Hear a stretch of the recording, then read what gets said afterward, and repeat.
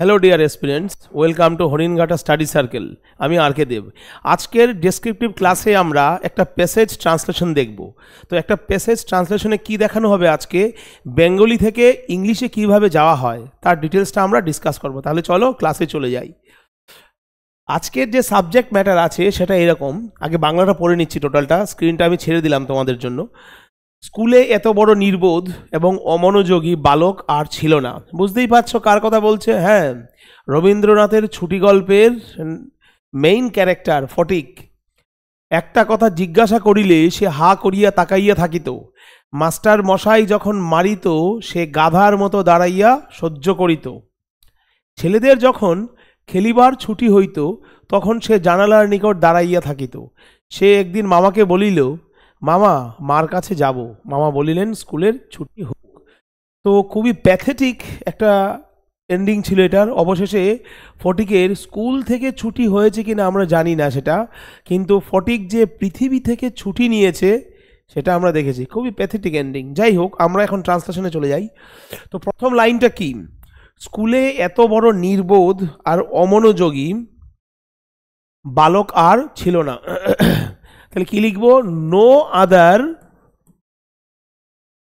Boy in the school. তার মানে স্কুলে আর অন্য কোনো বালক ছিল না। প্রথমটা সলভ হয়ে গেল। স্কুলে নো আদার বয়, স্কুলে এমন আর কোনো ছেলে বা বালক ছিল না। No other boy in the school, past tense যেহেতু, ল আর দন্তান্ন আছে, ওয়াজ অ্যাজ ডাল অ্যান্ড, অমনোযোগী কি হবে? ইনঅ্যাটেন্টিভ অ্যাজ ফটিক। ওয়াজটা দিলেও চলবে, লাস্টে না দিলেও চলবে, ঐচ্ছিক সেটা। তাহলে প্রথম লাইনের ইংলিশ ট্রান্সলেশন কি দাঁড়ালো?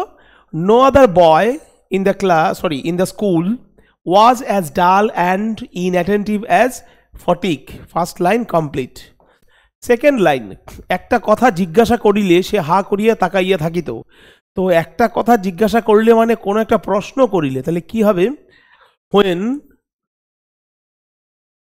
he was asked a question, when he was asked a question, সে হা করিয়া তাকাইয়া থাকিত। কি হবে সেটা? he would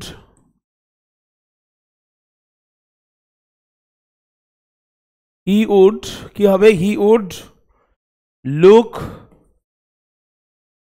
blank। তাহলে যখন ফটিককে কোনো প্রশ্ন জিজ্ঞেস করা হতো,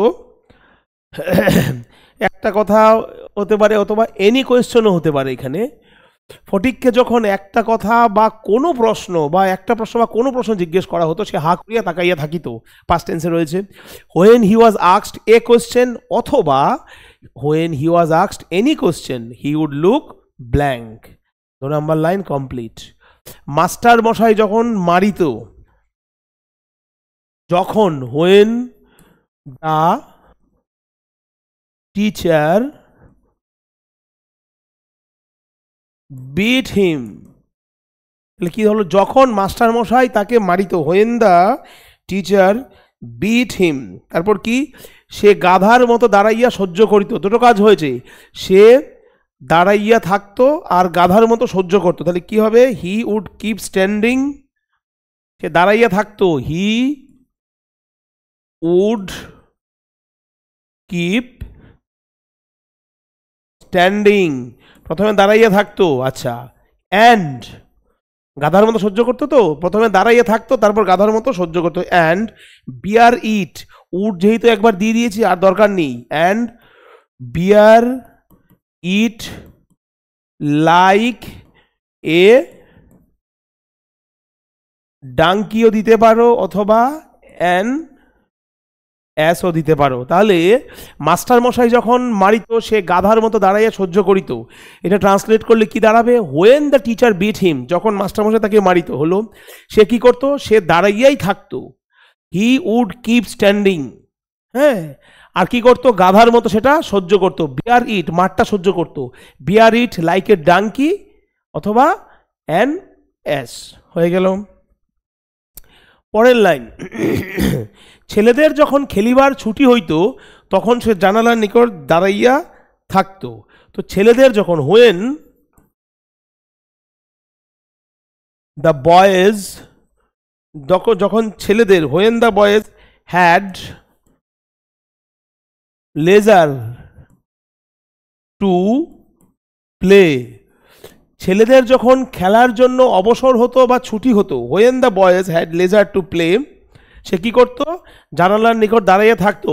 কি প্যাথেটিক সিচুয়েশন ভাবো, কেউ ওর সঙ্গে খেলতো না, কেউ ওকে ভালোবাসতো না, কেউ ওর সঙ্গে দুটো মিষ্টি কথা বলতো না। কি প্যাথেটিক সিচুয়েশন বাচ্চাটার। হি উড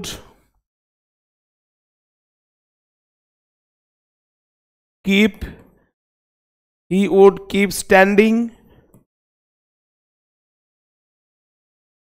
জানালার পাশে, বাই দ্য উইন্ডো।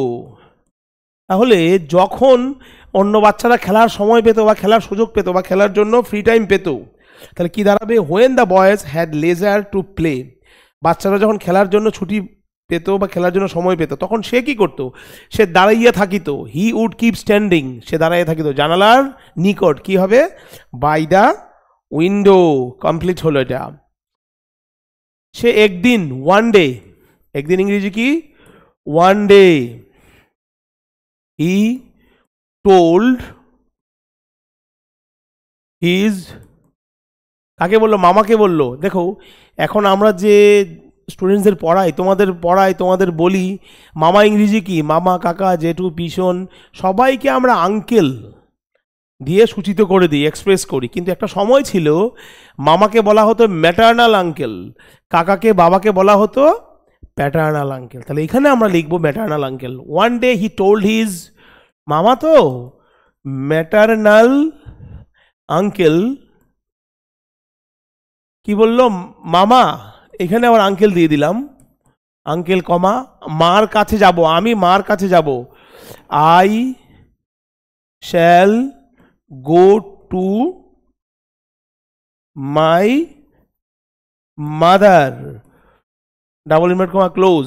তাহলে কি বললো, যে মামা আমি মার কাছে যাব, I shall go to my mother. One day, একদিন সে মামাকে বলল, he told his maternal uncle. তো টোল্ডের জায়গায় আমরা সেইড টুও ব্যবহার করতে পারতাম, তাই না? তাহলে one day he said to his maternal uncle, কি হলো, uncle, I shall go to my mother. Complete. Last line, মামা বললেন। এবার এখন আর ম্যাটার্নাল আঙ্কেল লিখছি না, শুধু আঙ্কেলই লিখছি। আঙ্কেল সেইড, কমা, স্কুলের ছুটি হোক, let the school come to a close, let the school come to a close. তাহলে মামা কি বললেন, স্কুলের ছুটি হোক, মামা বললেন, আঙ্কেল সে, ডাবল ইনভার্টেড কমার মধ্যে, let the school come to a close. হয়ে গেল। তো যদি এই প্যাথেটিক পটিকের এই প্যাথেটিক এন্ডিং যুক্ত প্যাসেজ ট্রান্সলেশন কেমন লাগলো তোমরা কমেন্ট সেকশনে বলবে। যদি কোনো কোয়ারিজ থাকে যে আর একটু বেটার করা যায়, আরও কিছু জানার থাকে, তোমরা অবশ্যই কমেন্টে বলবে। আর তোমরা এই বিষয়গুলো জানতে হলে আমাদের Haringhata study circle online offline batch নিয়ে জানতে গেলে এই নাম্বারে ফোন বা হোয়াটসঅ্যাপ করতে পারো। অ্যাপার্ট ফ্রম অল দিস তোমরা সোশ্যাল মিডিয়াতেও আমাদের পাবে। তো নেক্সট ক্লাসে নতুন একটা টপিক নিয়ে তোমাদের সাথে আবার দেখা হবে। Till then take care, good by.